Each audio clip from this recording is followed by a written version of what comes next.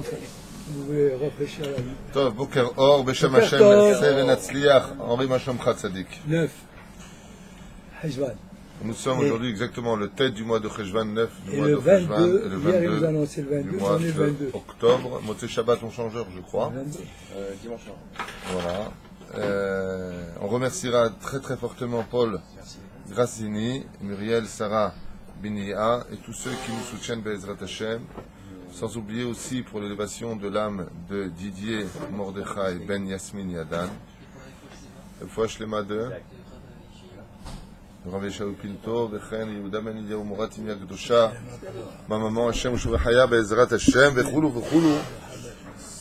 Oui, c'est ce qu'on vient de dire. Et aussi pour Jean-Jacques Yaakov Azolay, Alava Shalom, qui nous a quitté mamash subitement. Il venait là. Oui, il venait tous les Shabbats au cours, il est parti comme ça. À Fartus, apparemment. Tov, Orudana Emet. Que Dieu surtout donne beaucoup de nechama à son épouse, à ses enfants. C'est une épreuve très difficile. Peut-être qu'on évite de faire une thèse sur le sujet. Après, peut-être. Quel âge il avait c'est de ma faute. J'aurais dû simplement donner le nom Vézéou. Tov, voilà, c'est un garçon merveilleux. Al-Hek Mireshaim nous dit Rabbeinu, alors aujourd'hui on étudiera à la suite, nos sages nous racontent sur le sujet d'aujourd'hui, c'est le Nachash et la femme, le Hetzadat. On est arrivé dans cette notion de la faute, de la relation entre le serpent, la femme, donc Ève, et le Hetzadat, qu'on verra tout de suite. Omer Racha Sheshachach et Hashem, Ilbach legamre biadoua shelo yetzim minu zera kasher. Un homme qui a complètement oublié Hachem toute sa vie durant, tu peux être certain que ne sortira pas le tzaddik de lui, de ses enfants, le Rouchadavar. Comme ça nous dit Rabbeinu, n'engendrera évidemment pas une descendance convenable. Si un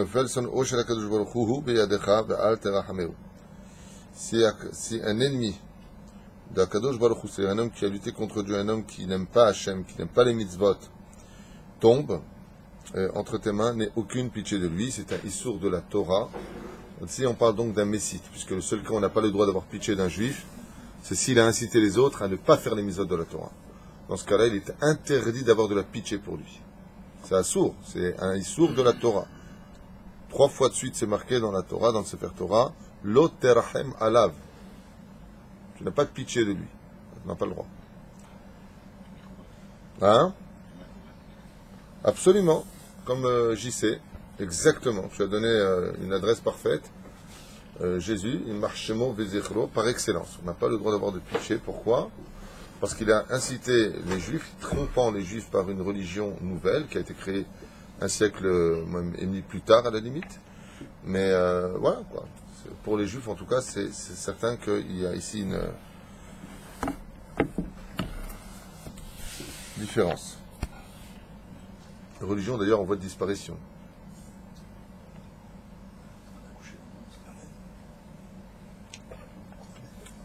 Tov. Hanachash Aisha, pourquoi est-ce que le serpent, d'après vous, s'en est-il pris à Ève et non pas à Adam? Alors, qui était le serpent d'abord et avant tout? Tu peux parler de lui. Où est-ce qu'il était? Qui, que, quoi, dont, où, lequel? Henri, qu'est-ce que tu as à dire sur le serpent? Parce que le serpent, c'était un mâle, et Ève, c'était une femelle. Non? Parce que le serpent était le mâle et elle, la femelle. Et il les a vus. Il les a vus, oui, continue. Il les a vus En relation. En relation, à la banque, en train de faire. Et ça lui a... Ça lui a La suite. La suite. Donc, bien entendu, ce que vient de dire Henri est vrai, mais c'est spirituel, ce n'est pas physique. Le serpent était jaloux, car il a vu une relation entre Ève et Adam. Et lui, qui avait aussi sa femelle, a été jaloux. D'accord? Effectivement, donc le Nachash. Le Nachash aya Arum. Il était malin, mais il était nu. De quoi est-ce qu'on parle, Henri? On va essayer d'approfondir un peu le sujet sans faire de jeu de mots. De quoi est-ce qu'on parle quand on parle de la relation entre Adam et Ève et le Nachash? Ça veut dire quoi? Ils étaient ensemble. La réponse est ils étaient asukim be mitzvot. C'est-à-dire que le serpent était nu, le serpent était jaloux du fait de ne pas avoir de mitzvot à faire. Qui était le serpent? Ouais, à un deuxième degré, mais qui était réellement le serpent? Quel était son rôle? Qu'est-ce qu'il faisait dans la vie, lui? Il était le roi des animaux. Donc le serpent, à l'origine, était le roi de tous les animaux. C'était pas le lion. Le lion, c'était encore un serviteur à cette époque. Une fois que le Nachash a été destitué, alors le lion est devenu le roi des animaux. C'est-à-dire, cette royauté va se diviser en 4 dimensions. Il y a le roi des volatiles qui est l'aigle, il y a le roi des bovins qui est le taureau, il y a le roi de la nature qui est l'homme, et il y a le roi des animaux qui est le lion. Ce sont les 4 espèces que vous verrez inscrire sur le char divin. Le trône divin est composé de ces 4 figurines que je viens de vous dire. Et pourquoi Dafka eux? Parce que les 4 sont rois. Et Dieu est le roi des rois. C'est là. Vous avez compris pourquoi les nations du monde ont pris comme symbole l'aigle. Parce qu'il est le roi des volatiles. Celui qui monte le plus haut. Ils n'ont pas pris un faucon ou un vrai ou autre chose. Ils ont pris un aigle. C'est là. Gam anachash italech. Donc le roi des animaux était le Nachash. Et il était comment ce Nachash d'après toi? Il ressemble à quel animal physiquement? Si on devait lui donner un petit peu, tiens, il ressemble à quoi il ressemblerait? Un crocodile. À un crocodile qui marche? Non, pas vraiment. Au niveau physique, il ressemblait un peu à un chameau, mais qui tenait sur 2 pattes. Asbon Yerebeyach Bezrat Hashem, ce que nous racontent les sages à propos du fameux serpent originel. Gam anachash italech al shte raglav. On vient nous dire ici qu'il était bipède, d'accord, et non pas quadrupède. Il ne marchait pas à 4 pattes, il marchait uniquement comme les autres animaux sur 2 pattes, qui est un signe de, de souveraineté. Vous voyez les gorilles, par exemple, en général, courent à 4 pattes, ils ne se prennent pas comme ça, mais quand ils veulent montrer leur suprématie, comme les ours, par exemple, alors ils se mettent sur 2 pattes pour montrer leur autorité. Pour dire par là que le fait de marcher sur 2 pattes est un signe de royauté. Ve sheret began Eden et Adam babayit u basade. Et lui, quand il a été créé quand? Le 5e jour. Bonne réponse, Baruch. Il a été créé le 5e jour. Et Adam? 6e jour. Donc déjà, il a eu les boules. Il dit, oh, moi j'ai été tranquille. C'est un peu comme la naissance de 2 enfants. Quand tu as un enfant, c'est le roi à la maison. Alors là, il a ce qu'il veut, il rentre où il veut, il pète où il veut, il danse, il chante, il kiffe. C'est le roi. Il est unique. Quand il a un petit frère, il passe de roi à serviteur. Fais attention à ton petit frère. C'est maintenant lui qui fait attention. C'est lui qui doit apporter. C'est lui qu'on engueule, c'est le grand frère qu'on engueule s'il y a un problème avec le petit frère. Je suis passé de roi à serviteur. Vous avez vu, ça, faut faire très attention quand on a un 2e enfant, de toujours garder cette même approche, proximité avec le premier enfant.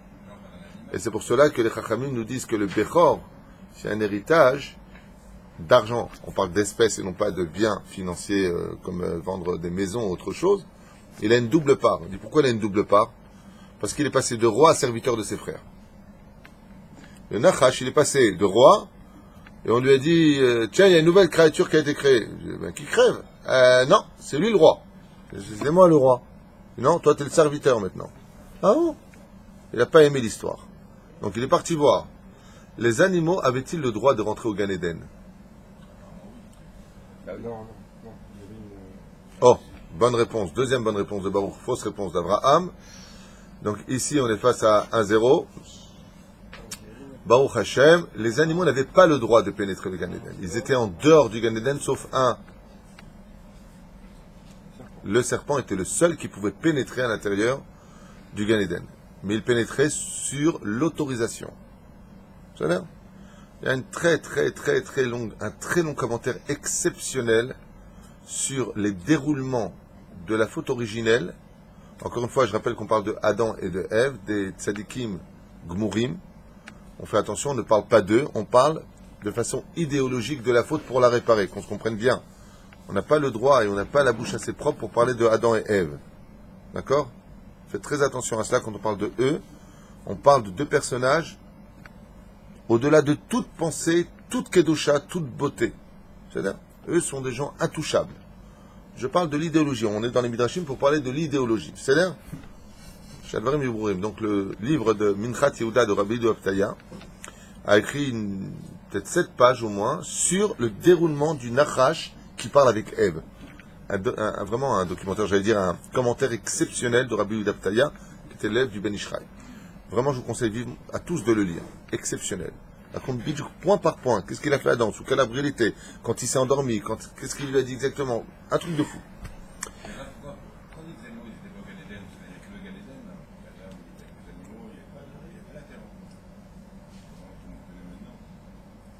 Ils étaient en dehors. Parce que tu crois que ça s'arrête uniquement à la création du Gan Eden? Il les a mis au Gan Eden. Donc s'il les a mis au Gan Eden, qu'est-ce qui a été créé aussi le 3e jour? Le Gan Eden et le Gehinam. Donc il n'y a pas que le Gan Eden, il y a aussi le Gehinam, il y a aussi des mondes inférieurs et supérieurs. La Gemara, elle dit qu'un juif qui est méritant dans ce monde aura pas 310 mondes, mais 1800 mondes. De quoi est-ce qu'on parle? Qui vivra verra. Kol melarto asa, l'eau, comme ça. Et chaque chose que voulait Adam Arishon, c'est le serpent qui venait lui apporter qu'il est kach notzar. Et comme il lui disait, tu as été créé pour ça. Moi, je suis roi. Non, t'es... Ra anachash et ognam va'anatam shel Adam ve'ishto began Eden v'itkane ba'em. Première faute originelle, la kin'a, la jalousie. Il voyait Adam et Ève dans leur splendeur, briller de toutes parts, et il a été jaloux. Et la jalousie mène toujours un homme à sa perte. Il n'y a pas. La Gemara dans Masechet Avot nous dit qu'un homme peut finir ses jours plus tôt que le temps qui lui a été fixé par Dieu parce qu'il a été jaloux. La jalousie mène à la folie, la jalousie mène à l'ulcère, elle mène à la débauche, elle mène au meurtre. Et le Nachash est devenu jaloux. Il faut toujours prier à Hachem pour ne... Je peux arrêter d'être comme ça devant moi depuis tout à l'heure, tu m'as tué. Je lui parle, il me regarde comme ça. Tu veux une auréole ou quoi?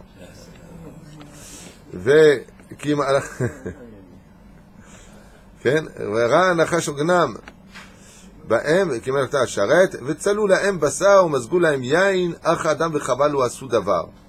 Donc qu'est-ce qu'ils disaient? Eux ils faisaient rien, et ils voyaient qu'on leur cuisait un michoui de viande, et qu'on leur versait du vin dont l'odeur était exquise. Et les Nachash, ils voyaient, ils faisaient rien. Ils voyaient que Adam et Ève ne faisaient rien, on les servait, on leur donnait, c'était la création du monde, je veux ça, sachez-le. Il voudrait que chaque personne dans ce monde soit un vrai roi. Et pour cela, il faut le mériter. Et nous, qu'est-ce qu'on a fait de cette grandeur et de cette splendeur? On l'a fait tomber par terre. Au lieu de remercier Hachem, on est tombé dans la déchéance morale. D'accord? Quoi? Pour dire que quand on a tout, on n'a pas forcément tout. On peut perdre ce que l'on a. Chas v'shalom. Shelo niftar pe la satan. Sheniske l'arzor b'tshuva. Amen. Amen. La reine, ça veut dire quoi ça? Ils mangeaient de la viande, ils buvaient du vin. On est au Gan Eden, on parle d'âme. Est-ce qu'on mange de la viande au Gan Eden? Quoi, ils faisaient Yom Ha'atzmaut là-haut et avec la viande et tout? Ils imitaient qui? El Golan ou je sais pas qui? C'est-à-dire quoi ça, ils mangeaient de la viande? Abraham essaie de te rattraper par rapport à tout à l'heure. La Gemara, elle dit comme ça, on leur faisait Tsalou la'em basar ve'mozgim la'em yain. Le basar, c'est la première matière, c'est le pshat de l'étude de la Torah, le yain, nichnas yain yosesod. On leur enseignait la Torah niglé, la Torah nistar. C'est Pérouchadav. C'est là. Bon, malgré tout, on va rester dans le pshat. Aval, en réalité, le Nachash était comme un fou. Va Nachash ayarum, il n'avait pas de mitzvot. Et qu'est-ce qu'on leur dit? Dieu, il enseignait la Torah à Adam et Ève. Tous les secrets de la Torah au niveau du pshat et enseigné par le roi des rois lui-même les secrets de la Torah au niveau du sod. Tous les olamot. Et là, le Nachash, il est devenu fou. L'élève El-Fav d'Alim, on a connu un autre homme qui est devenu fou de ça. Qui a dit à l'autre, qu'est-ce qu'il t'a dit Hachem? Qu'est-ce qu'il t'a dit? Il a dit, mais j'ai pas le droit de te le dire. Il a dit, je préfère mourir 1000 fois que d'avoir... Qui est-ce? Moshe Rabbeinu Yoshua Binu, il a fait Merod. Le Nachash est devenu fou. Qu'est-ce qu'il t'a dit Hachem? Oh, allez apporter un verre d'eau, s'il vous plaît. Ah, il a caché, mesquine. ניגש הנחש אל חווה ושאל אותה, מדוע לא תאכלי מפרי העץ הזה שבתוך הגן, והשיבה לו, השם ציוונו לבלתי יכול מפרי העץ הזה ולבלתי געת בו פן נמות. Qu'est-ce qu'il a fait le Nachash? Il est parti voir Ève. Pour aller voir Ève, je sais pas moi, à l'époque ils étaient que 2 sur terre. D'ailleurs, c'est pour ça qu'on dit toujours le jour du mariage, Mi Gan Eden Mi Kedem, que votre mariage soit comme celui de Adam et de Ève dans le Gan Eden. Il dit pourquoi? Parce qu'il n'y avait pas, non, pas parce qu'il n'y avait pas de belle-mère, parce qu'il n'y avait pas 2 femmes, il y avait une seule femme, et que cette femme que tu vas épouser soit comme Ève à tes yeux, c'est-à-dire que dans toute l'humanité, il n'y avait que elle. Voilà, c'est des Pérouches d'abord. Maintenant, pour aller voir Ève, il était où Adam, lui? Adam, il est où Adam? Ah, il est à la synagogue. Il est à la synagogue en ce moment, Adam, mais il est où? On ne le voit pas. Adam Arishon, il était où? En train de prier. Il était en train de prier. Non. Il faisait quoi, Adam? Adam Arishon, il faisait quoi? Rabota, vous savez, dites-moi, je ne sais pas si c'est une réponse. Hein? Je ne sais pas. Voilà, on l'avait déjà étudié il y a 3-4 ans ensemble. Aya Yashen. Ça veut dire quoi? Il est resté passif aux mitzvot, alors que les mitzvot sont actifs. C'est-à-dire, il dormait. Il a profité de ce moment de sommeil. Et de là, j'en profite pour faire une parenthèse sur le Shlom Bayit. Soyez toujours vigilants dans votre mariage de ne pas laisser endormir votre amour pour vos épouses de peur que vienne un serpent vous la prendre. Ce que je veux vous dire par là, c'est que quand on pense que le mariage est un acquis et qu'on oublie de féliciter sa femme, de complimenter sa femme, de lui dire qu'on l'aime, d'être près d'elle, il y aura toujours un serpent qui viendra lui dire ce dont elle a le plus besoin, parce que l'homme était endormi, pas il dormait dans son lit, mais endormi dans son mariage. D'où l'importance, Be'ezrat Hashem, de toujours être proche de sa femme. Et malheureusement, ici, les Chachamim nous disent, c'est marqué dans Minchat Yehuda, que Adam Arishon dormait. Et de ce sommeil où Ève s'est retrouvée sans signification, car je rappelle qu'une femme sans un homme perd, elle reste une femme, elle a de la valeur, mais elle perd le but essentiel de sa création, car elle a été créée pour l'homme, et l'homme s'est endormi sur ses rosiers. Pérouche Adavar, métro, boulot, dodo, ce qui m'importait, moi, c'était mon travail, je suis en train de boire mon vin, je suis en train de manger ma viande, et je me retourne.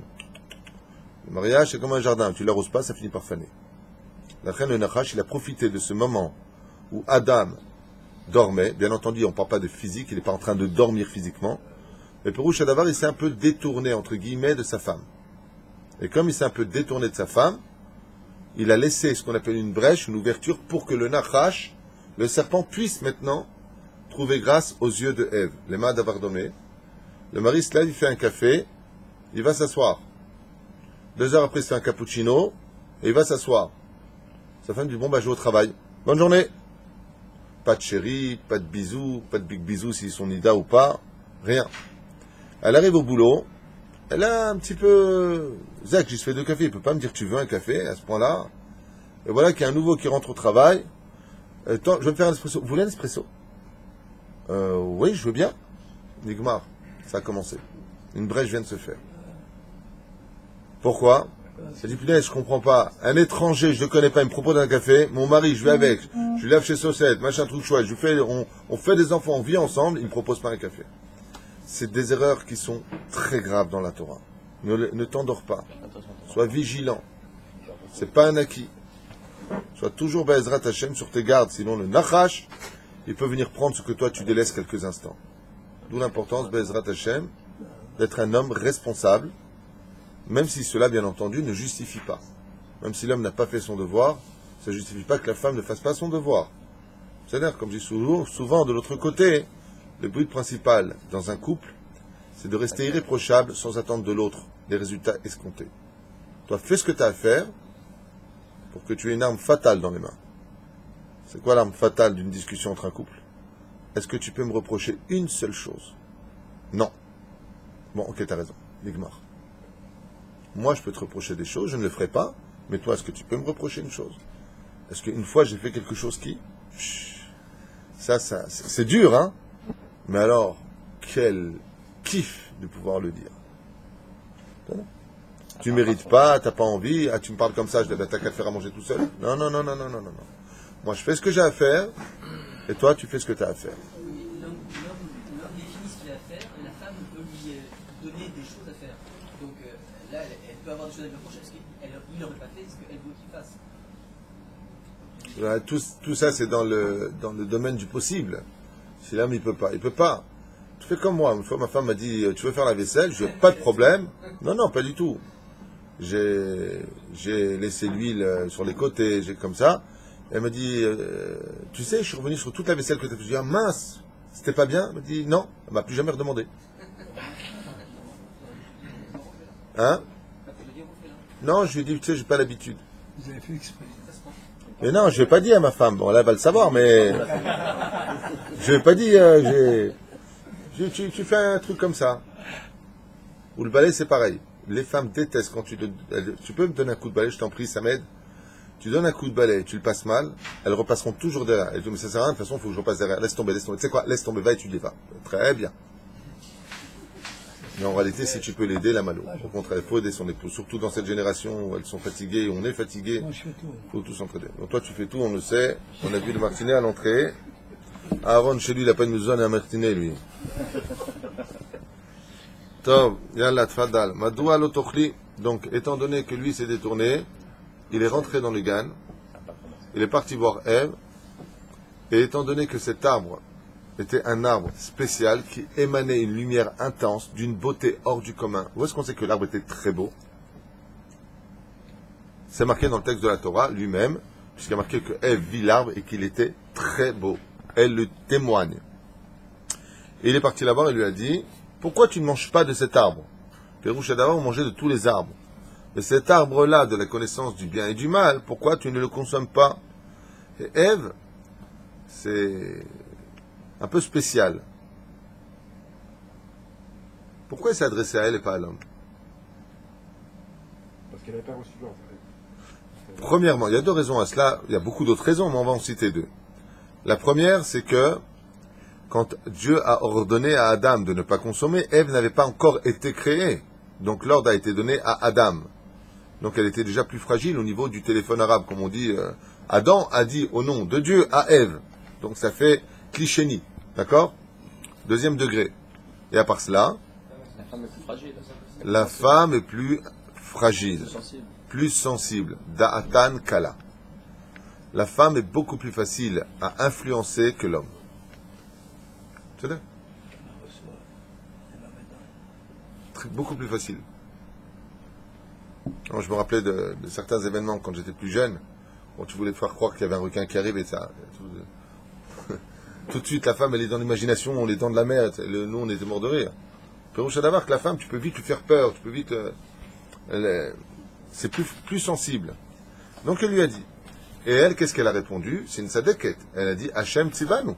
Dieu nous a ordonné de ne pas consommer et de ne pas toucher l'arbre de la connaissance du bien et du mal.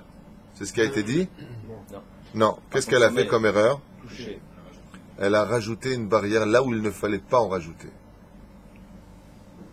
Hachem a dit Achol tochal mikol etz hasadeh, ou be'etz hadat tovara lo tochal.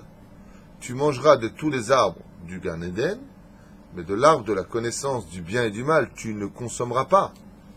Il lui a jamais dit tu ne toucheras pas. Et qu'est-ce qu'elle a rajouté, elle? D'elle-même, elle a cru qu'il fallait qu'elle rajoute, et là, malheureusement, c'est passé un point. Si elle l'avait rajouté, ne se persuadant pas elle-même qu'il ne fallait pas le toucher, ça va. Mais quand elle a dit il ne faut pas le manger, il ne faut pas le toucher.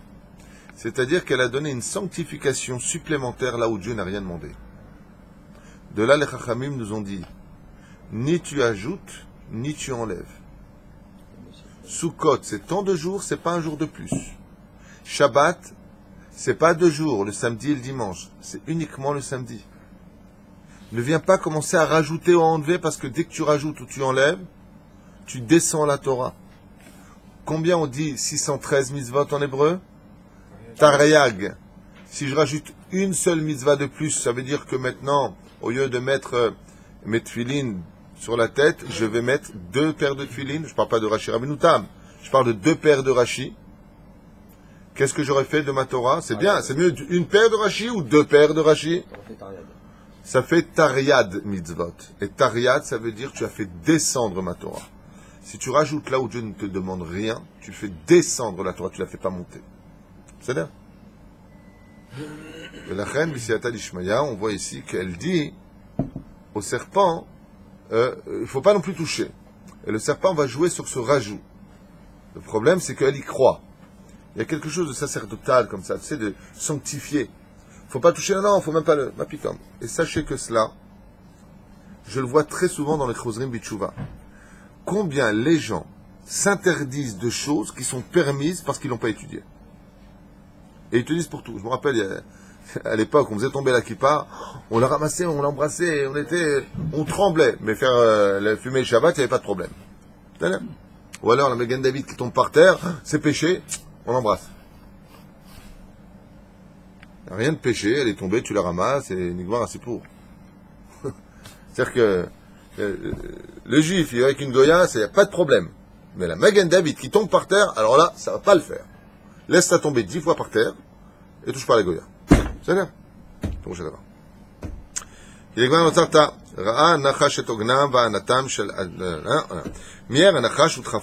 Qu'est-ce qu'il a fait le Nachash? Dès qu'il a entendu qu'elle a rajouté, il est venu vers elle, et elle, bien entendu, elle s'est poussée. Mais ici, dans le texte, il dit, il l'a poussée. Il l'a poussée à la faute. Donc, Ève, elle est tombée, et elle est tombée sur quoi? Sur l'arbre. Elle est tombée sur l'arbre. Alors, pour tomber sur l'arbre, si on le pousse, c'est que tu étais où? À côté. À côté. Et là, maintenant, il y a quelque chose de très moussari pour nous, très, très moral. Quand quelqu'un se met en position d'aller faire une faute, mais il ne fait pas la faute, et que tu te mets dans la position de faire une faute, comme par exemple, tu te prépares des numéros pour arnaquer des gens, mais tu ne vas pas le faire. Il n'y a plus qu'à te pousser pour que tu le fasses. Tu vas voir un film interdit, mais tu ne comptes pas faire Zera Levatala. Il n'y a qu'à te pousser pour que tu le fasses. Qu'est-ce que tu fais près de l'arbre? Qu'est-ce que tu... Écoute ce que je te dis d'abord. Non, tout ça après. Mais qu'est-ce que tu fais près de l'arbre? C'est la question. C'est pour cela qu'il faut faire attention pour nous aujourd'hui. Un homme qui adore la beauté féminine, qu'est-ce que tu fais dans un endroit où il n'y a que des femmes? Un homme qui a une... comment dire, qui a une faiblesse pour un iloïdéa, pour une cigarette, pour un iloïdéa, pour un journal L'équipe. Les gens, ils sont accros de L'équipe comme Avodazara d'Oraïta. C'est-à-dire, toutes sortes de choses. Ne te mets pas dans des positions, des situations Shabbat où tu vas mettre le journal près de toi. Le mec, il prend L'équipe la semaine, il se prend L'équipe le vendredi, il le met près de lui. Il dit non, je sais que c'est assourd, je le mets là. Ne le mets pas là. Lève-toi et va ailleurs. Quand tu sais, la Gemara raconte l'histoire d'un Amora qui avait une faiblesse pour quelque chose de sensible. Je suis rentré dans les détails. Il faisait tout un détour pour ne pas passer devant. Il faisait quand le salaire il a reçu sur ça. Tu sais que tu as un problème. Un homme par exemple, il sait que dans telle rue il y a une femme pour qui il a vraiment vraiment du mal à baisser les yeux tellement waouh. D'accord? Qu'est-ce que tu passes dans cette rue? Le mec il passe, il s'arrête, il regarde par la fenêtre. Il dit non, je vais pas fauter. Mais t'es fou. Il n'y a plus qu'à te pousser pour que tu fautes. Ne te mets pas dans une situation où tu sais que tu tiendras pas. C'est-à-dire, le mec, il est comme un fou pour sa secrétaire, mais il est marié. Où est-ce qu'il la met? Dans son bureau. Elle travaille près de moi, je ne veux pas chaque fois sortir et lui dire Ginette, donnez-moi tel papier. Ne te mets pas dans une situation de sakana. Et là, Ève, elle lui dit non, faut pas le manger, faut pas le toucher. Il la pousse, elle tombe dessus. C'est que tu étais juste à côté. Ce n'est pas de Ève dont je parle, c'est de l'idéologie moussarite, hein, pour nous. Ne te mets jamais dans une situation où... C'est là. Tu dois aller dans une rue où tu sais que là-bas il y a des prostituées. Maintenant, tu sais que la personne, elle est particulièrement faible à cela. C'est-à-dire, tu donnes rendez-vous à quelqu'un qui a sa boutique de prêt-à-porter là-bas. Ne rentre pas dans la rue. Tu dis, excuse-moi, moi je rentre pas dans cette rue. Si tu peux juste sortir de l'autre côté de la rue. C'est-à-dire, de telle façon à ce que... Mais ne te mets pas en danger. Parce que si tu te mets en danger, tu vas commencer ta avéra. Pourquoi tu t'es mis dans une situation où? C'est là. זה פירוש הדבר.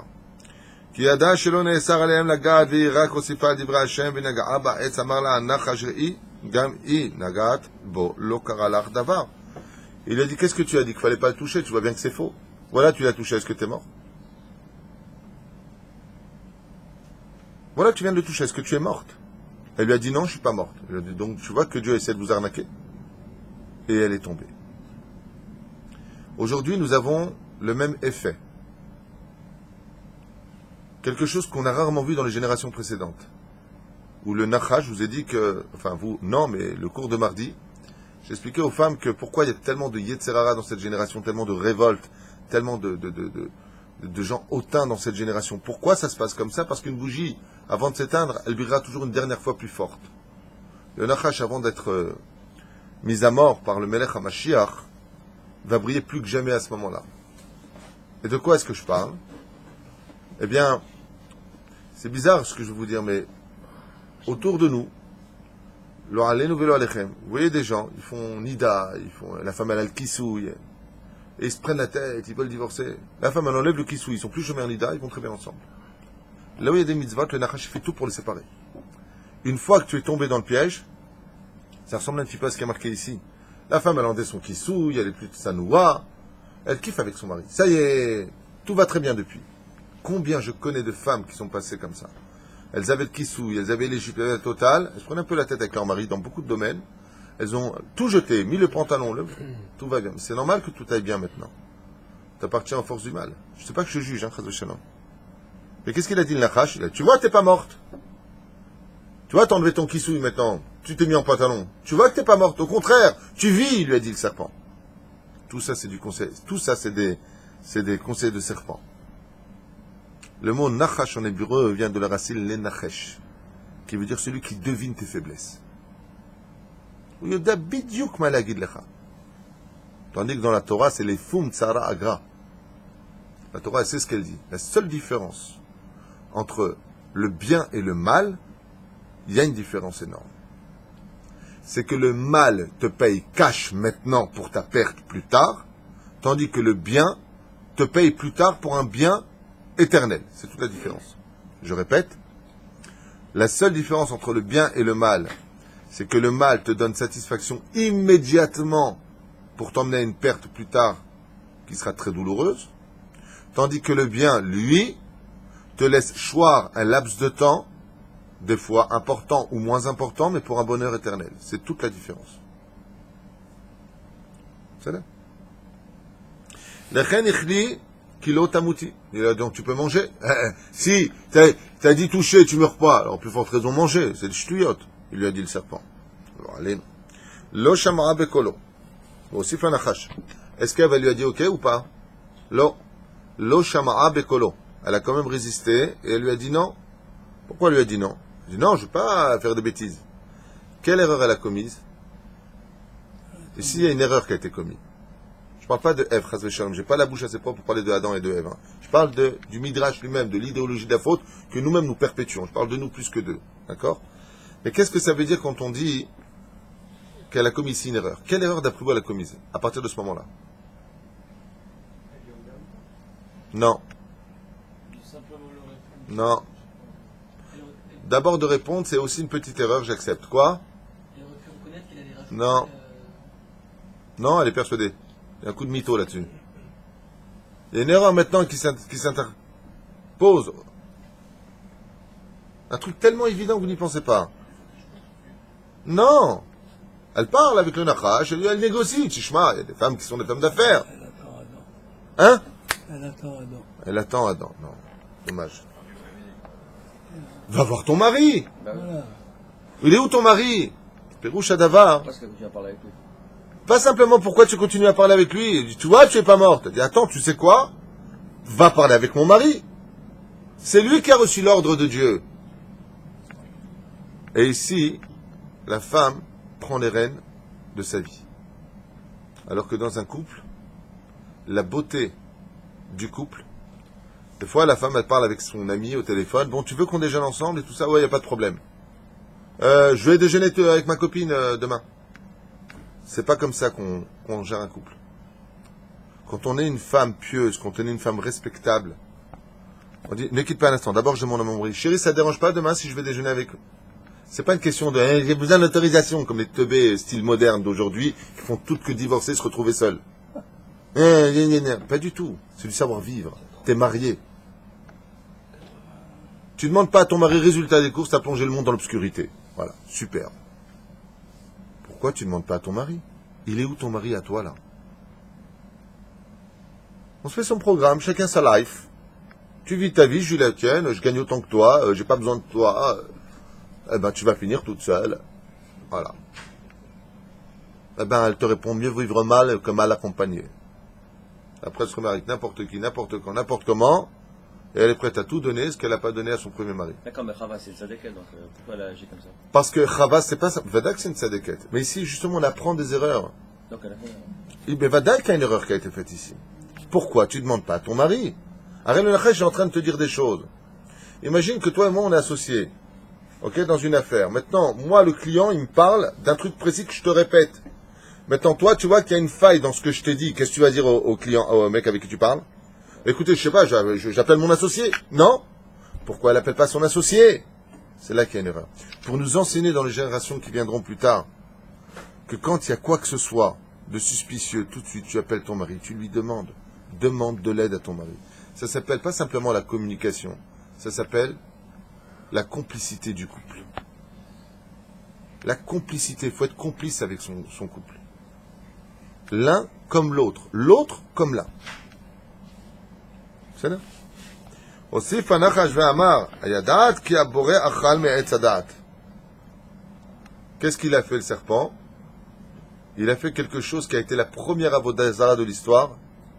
Il lui a dit, tu sais comment Dieu est devenu Dieu? Il lui a dit non. Il lui a dit, il a mangé de l'arbre de la connaissance du bien et du mal. Et pourquoi là, ça devient de l'avodah zara? Parce qu'après, elle va prendre pour Dieu. Non. Réfléchissez. Pourquoi ça devient de l'avodah zara? Bravo! Ça veut dire que le Etz Hadat, il aurait été créé avant Dieu, que Dieu c'était style rien, et que lui, maintenant, soi-disant, qu'il a mangé du Etz Hadat, alors il est devenu le créateur. Donc, qui serait le créateur du monde? Le Etz Hadat. Alors, allez-nous vélo alechem. La connaissance de l'homme, donc, on appelle ça comment aujourd'hui? Les physiciens, les hommes de science, se prennent pour Dieu. Le Etz Hadat, c'est les hommes de science, sachez-le. Les scientifiques. Et contre quoi lutte constamment la thèse des scientifiques? De prouver constamment que Dieu n'existe pas, que tout est prouvable. Je vais t'expliquer comment cela fonctionne. Il n'y a jamais Dieu. Les 10 plaies, c'est pas Dieu. Je vais t'expliquer scientifiquement comment ça marche. Ça s'appelle le Etz Hadat. Dans la Torah, c'est Ashlachat Hamochin. À propos d'Avram Avinu, qui était un scientifique hors du commun, qu'est-ce que Dieu lui demande? Sois tamim, va paracher la semaine. Sois intègre avec moi, sois simple. Ne joue pas les intellectuels avec moi, il lui a dit Hachem. Et le serpent vient de faire croire à Ève que le secret de la potion magique de Dieu, c'était le Etz Hadat.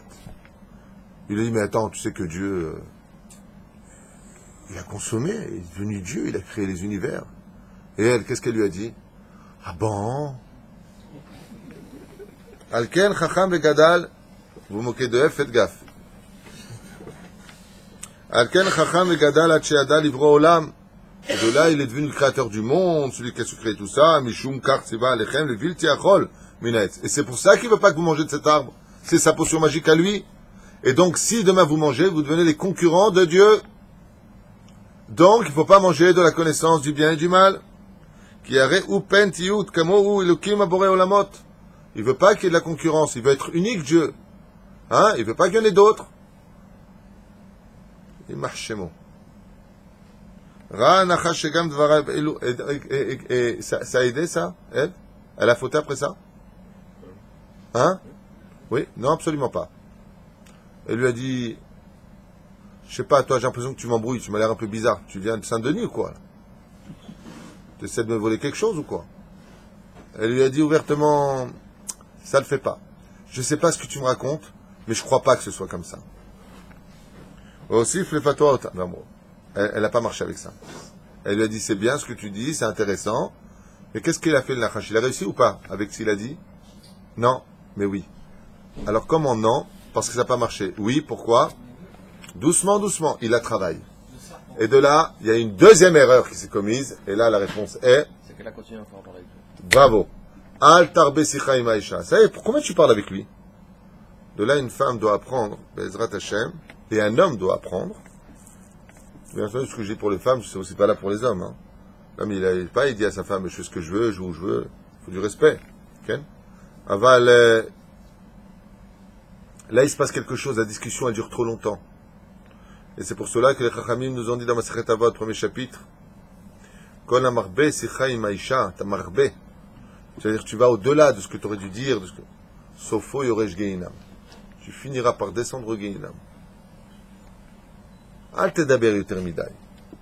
De plus, les femmes ont besoin de parler, elles aiment parler, elles ont besoin de communiquer, c'est dans leur sang.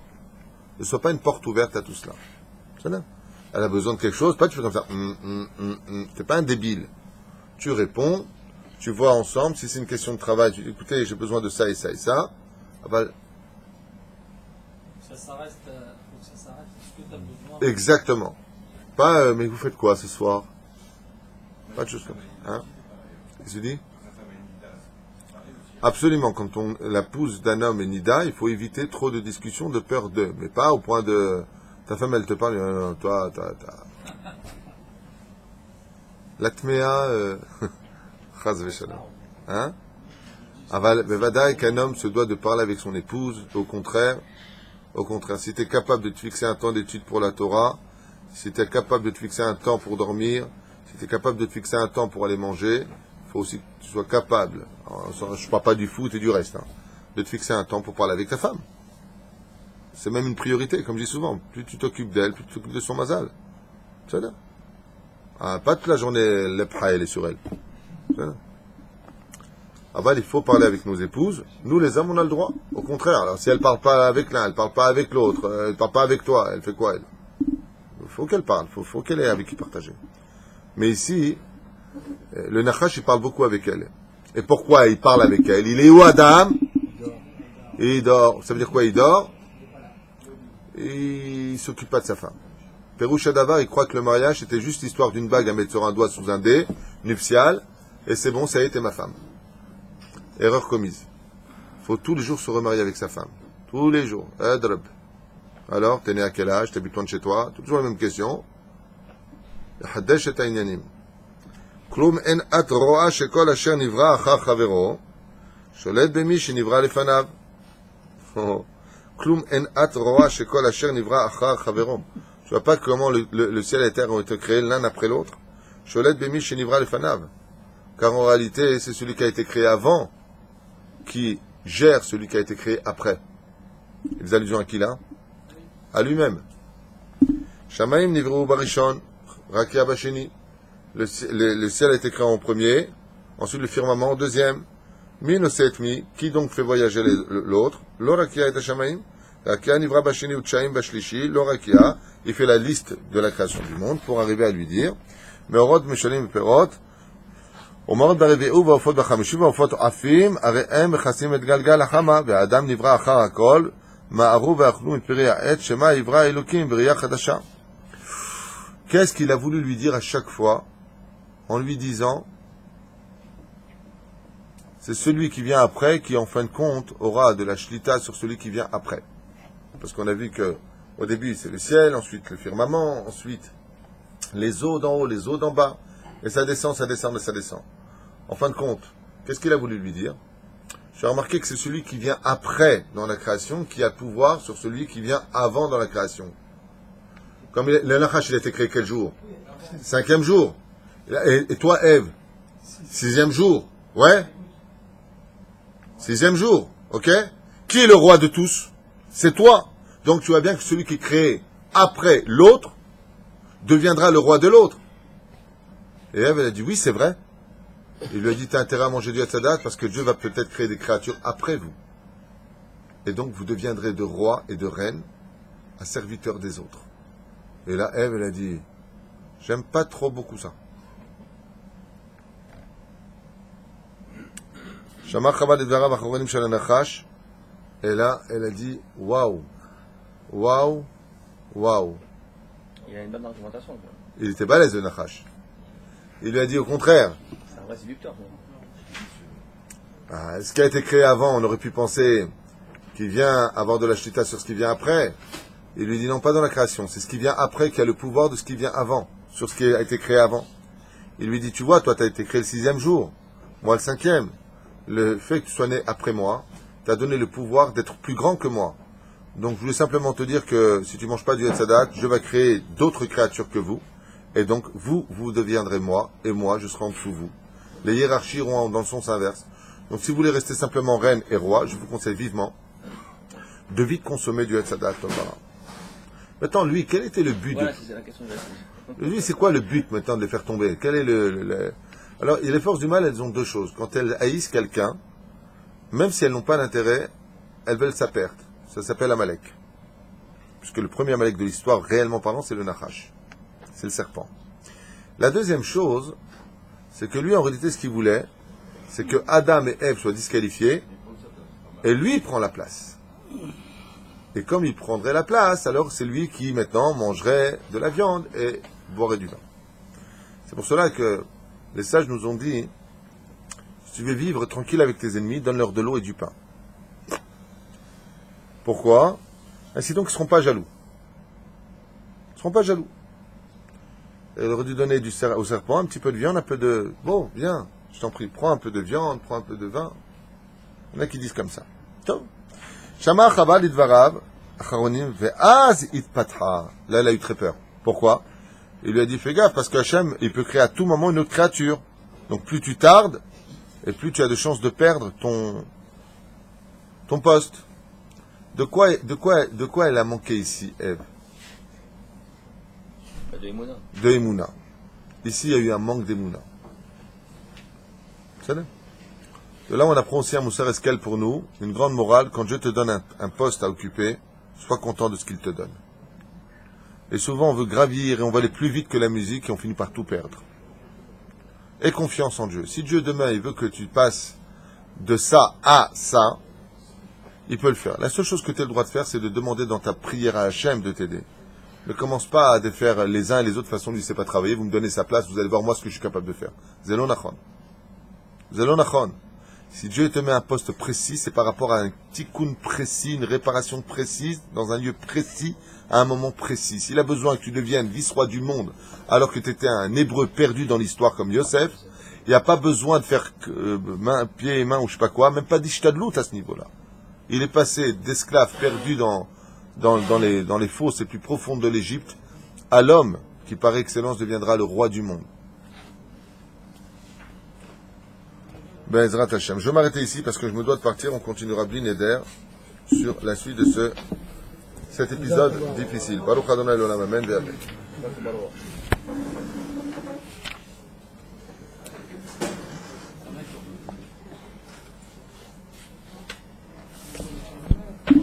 Kol tout.